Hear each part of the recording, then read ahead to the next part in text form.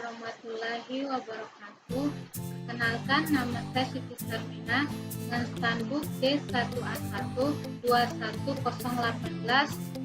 Di sini saya akan menjelaskan perkuliahan saya, yaitu mata kuliah Pancasila pertemuan 10 yang judulnya Sumber Historis Pancasila sebagai Ideologi Negara. Pada bagian ini akan ditelusuri kedudukan Pancasila sebagai ideologi oleh para penyelenggaraan negara yang berkuasa sepanjang sejarah negara Indonesia. A. Pancasila sebagai ideologi negara dalam masa pemerintahan Presiden Soekarno. Pada masa pemerintahan Presiden Soekarno, Pancasila ditegaskan sebagai pemersatu bangsa. Penegasan ini dikumandangkan oleh Soekarno dalam berbagai pidato politiknya dalam kurun waktu 1945 sampai 1960. Namun seiring dengan perjalanan waktu, pada kurun waktu 1960 sampai 1965, Soekarno lebih mementingkan konsep Naskom atau nasionalisme agama dan komunisme sebagai landasan politik bagi bangsa Indonesia. B. Pancasila sebagai ideologi dalam masa pemerintahan Presiden Soeharto. Pada masa pemerintahan Presiden Soeharto, Pancasila dijadikan sebagai asas tunggal bagi organisasi politik dan organisasi kemasyarakatan.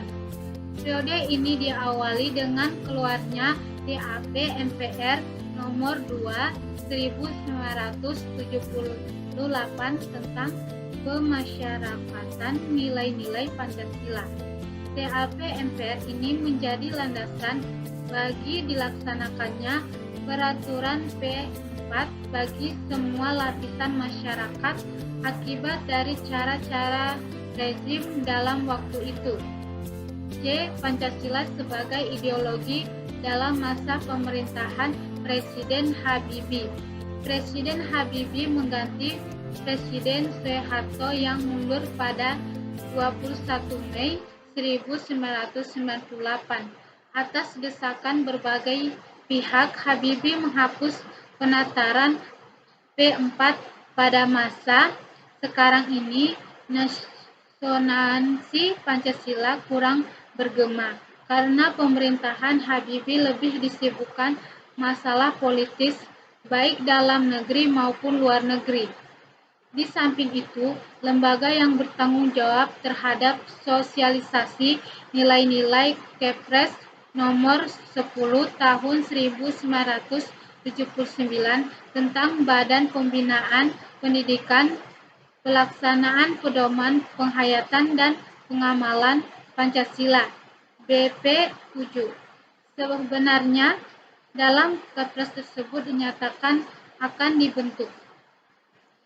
D. Pancasila sebagai ideologi dalam masa pemerintahan Presiden Abdurrahman Wahid.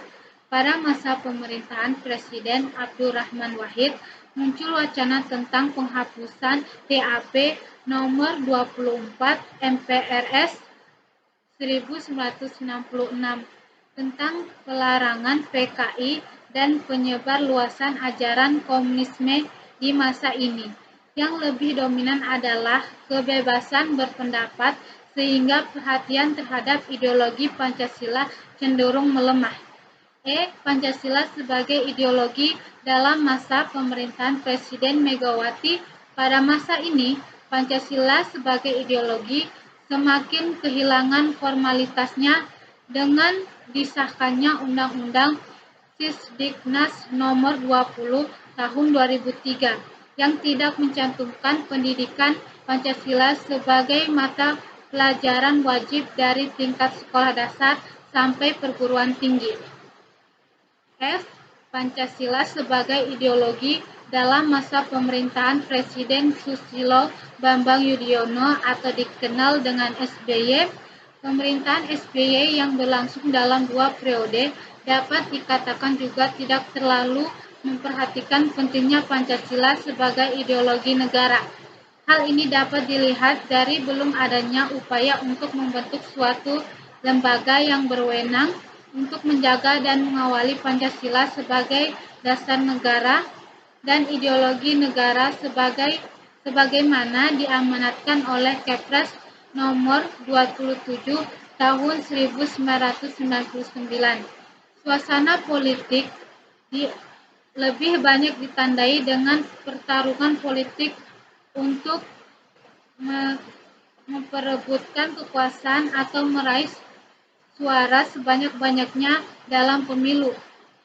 Mendekati akhir masa jabatannya, Presiden SBY menandatangani Undang-Undang RI Nomor 12 Tahun 2012 tentang Pendidikan Tinggi yang mencantumkan mata kuliah Pancasila sebagai mata kuliah wajib pada pasal 35 ayat 3.